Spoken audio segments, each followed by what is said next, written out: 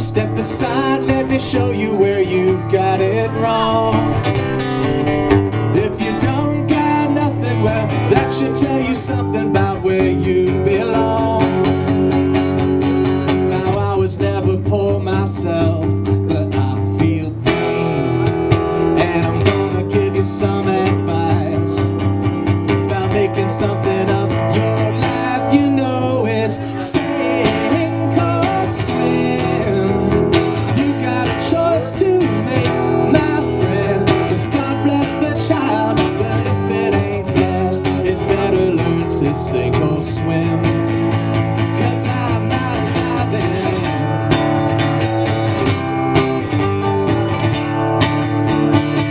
I'm not diving in.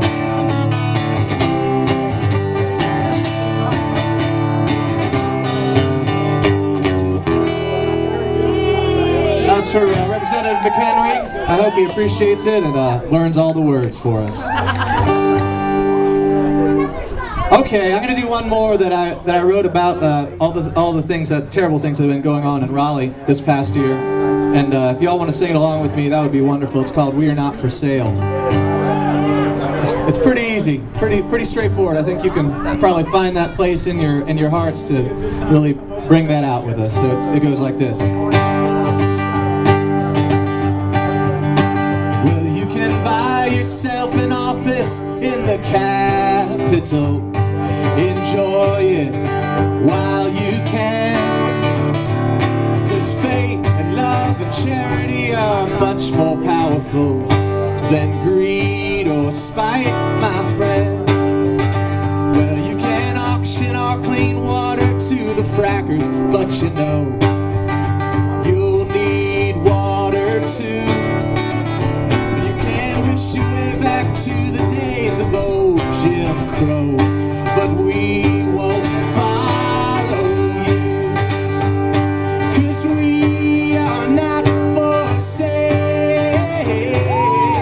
We are not for sale. If you think that you can silence us, you'll need a bigger jail, 'cause we are not for sale. Think you got it now? Well, you can buy yourself a mansion down on Granville Drive. Now that's the street where Art Pope lives. If you guys want to go visit, I think he's got some extra cookies in the house for you. You can buy yourself a mansion down on Granville Drive. You can try to buy a university. You can buy yourself a Navy, but you can't turn back the time, 'cause you do not own me. 'Cause we are not for sale. We are not for sale. If you think that you can silence us, you'll need a bigger jail, 'cause we are not for sale. That's it. Unfortunately, I got another one. Well, you can wait to make your plans until the dark of night, like a vampire or a thief. You can try to tie our hands, but you can't stop the light from shining down on me, 'cause we are not for sale. We are not for sale. If you think that you can silence us, you'll need a bigger jail, 'cause we are not for sale. You think that you can silence us, you need a bigger jail, 'cause we are not for sale. One more time, say, we are not for sale. All right, y'all, Tate's gonna come up here and say a few words. Thank you so much. Thank you for what you're doing. Please keep it up. Yay, Tate! Yay! Now we're going to picture with everybody at the bus. How's everybody doing? Yeah. After taking pictures, we need to get a picture. Of course you get in the picture. I'd like to thank everybody for coming out. I don't know if you can hear me. Can you hear this? check. Did somebody pull on the cord? Is there a small child? Still plugged in. Check. How's that? A little bit better? How about Django Haskins? Round of applause for Django. It's unfortunate that we have such good material from such dark times with what we've been put through. And today's a great day to be a Democrat. Yes. But it's a better day to be a North Carolinian. Yes. And I want to talk to you a little bit, because I'm going to keep it brief, and say that we need to really reevaluate the way we see each other. We go to other Democrats to talk about the business of the people. Doesn't that get to be a little bit repetitive and redundant? Why shouldn't we be having those conversations with people that we've lost touch with? The people that are in our community. They may be across the street from us. They may be in church with us. They can be in the synagogue with us. They're certainly in the schools with us. We've lost our way because we've had failed leadership. What we have is misrepresentation. That's not representation. I'm not sure what the congressman's problem is with women, but if you look at his voting record, clearly he has one. When you are in opposition to Lily Ledbetter, we have a problem.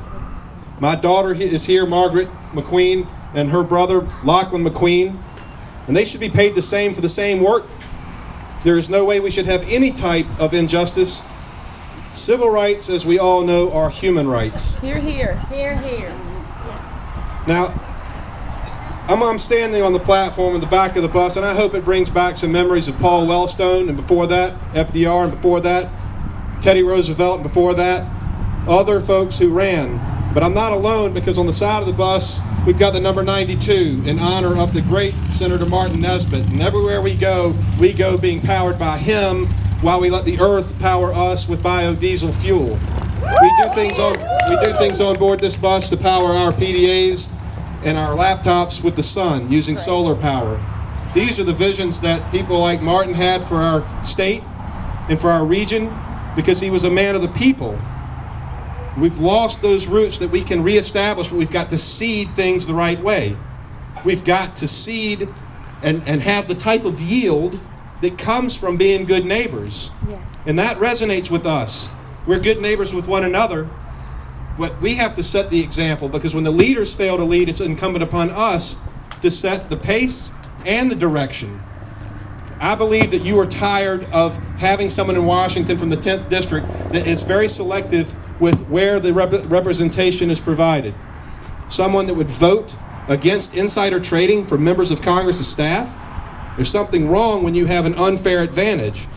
And the only way you can pull this off is to trick us. The only way this can happen is if we buy into this idea that the reason you have problems is because of people just like you having the same problems. Yeah. It's predicated on fear. And as Django says, we're not for sale. Well, I also want to say we're not afraid. I'm not afraid to stand up and speak truth to that power, because that power is powerless if it's not based in the truth. Now, 60 years ago today, a little girl changed the course of our country's history. And too many people are trying to take us back to a time that predates 1954, that takes us back past 1854, and puts us in a time in our country where people were discriminated and based on their gender, based on their race, we've come too far not to continue to move forward. And if we're going to move forward, let's go further than what they think we can do. Linda Brown is an example for my child, my son, as much as my daughter. Yeah. And 3 weeks ago, last Wednesday, I was in the Supreme Court of the United States as a litigant taking on a company that does $500 million a year in sales that poisoned our water, sickened our people. We have people that are dead. We have people that are suffering and hurting. And I sat there thinking about how great it was to be in a lawsuit taking on this company, and then all that went away. Because I thought about my little girl and I thought about my little boy. My daughter's getting ready to turn 8. Linda was 8 when she took on the institution of segregation. Now that's the type of courage that I'm not familiar with.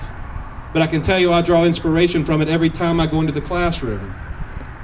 We're looking at adults who don't have the capacity to act like Linda, who are in office, who are collecting a substantial pay. And from that, what do we get out of that? You get professional politicians that serve you petty politics for their benefit, not ours. And if you're not for sale, then you know your vote is not for sale. And if you'll get active and understand what you already know to be the case, that there's so much riding on this election, if you'll get active and just take a few minutes and talk to people you normally don't talk to. If you see someone with a Republican sticker on their car, go shake hands with them. Let them know that we are community members and we are good neighbors and we care desperately about our country, we care desperately about our state, and we care desperately about each other. There was a time when people were proud to be involved in being a good citizen with the way they voted, because they voted. And there was a time when people were proud to be in government. It's been reduced to ridicule and shame. And together, I think we can restore that and be proud of having representatives that are going to do the work of the people. Period. You know, it's 2014. With the 14th Amendment, going back to a civil war to get it. Following on the emancipation of the 13th Amendment, the 14th said, we are all guaranteed equal protection under the law. There's no asterisk, there's no parentheses. Look where we are now. We have charter schools and vouchers that are trying to take us back to pre-Brown versus Board of Education ruling. Yeah. We have to stand up and defend against that. But we have to remind Republican people that they are not the same as Republican leadership. They are good neighbors and they are good people. I have family members, Peg Broyhill's right down the road. Her family is my family. She does a lot of wonderful things in her community. She's bigger than her party, just like we are. So we need to get back to where we put our state above our party and we put our people in a place that matches our principles. I think if we do that and we get fired up and we work and we understand that this is a marathon, not a sprint, we set an effective pace, they can't keep up with us. Theirs is one that's predicated on fear. If you will simply leave here unafraid and understand that we can do this together, if we expand our base of experience, if we get out and we wear those signs and we explain to Republicans in the community, we want you to vote too. At the end of the day, I'll leave you with this. When I go to Charles D. Owen High School to teach, I drive by the Western North Carolina Veterans Cemetery. And here's what I know about the veterans. We have some, Jason, that's here today that's a veteran, and others. 100% of them swore to uphold and defend the Constitution of the United States. And yet less than 16% of the eligible voters turned out in the primary. The very least we can do is honor the men and women who fought so desperately to safeguard our freedoms and our liberties that we pay them back with a simple gesture of voting. It happens every 2 years. You can buy into the system and know that your vote is not for sale, and that your principles are not for sale, and that your desire to do good is not for sale. Right now what's at stake, as Ms. Marshall explained, we have a corporate entity where businesses are trying to buy the apparatus of government. They're going to do it in an old-fashioned, mean-spirited way. I've already been told what's coming not only for me, but my children and my wife, what they're going to do. I smiled and said, I'm not afraid. Right. I have no problems with what they're going to do, because you know the truth. And if we look at this based on facts, we win. Because when they wield the weapon of fear, we will counter it with the tactic of truth. Yes. We will prevail, because that's what this is about. I've got my daughter on the bus. I know y'all have been here for a long time. I'm so grateful to be here. Betsy, your leadership, and all the county chairs and all the precinct chiefs and all the people on the ground. Let's not only take care of ours, but let's expand what the word ours actually means. This is our state. This is our country, and we're going to take it back from those corporate interests that are trying to steal it from us. So thank y'all so much. Stay active, be positive, and let's win with a smile on our face. Thank y'all. Children, come on, y'all. We want to gather on the sides of the bus.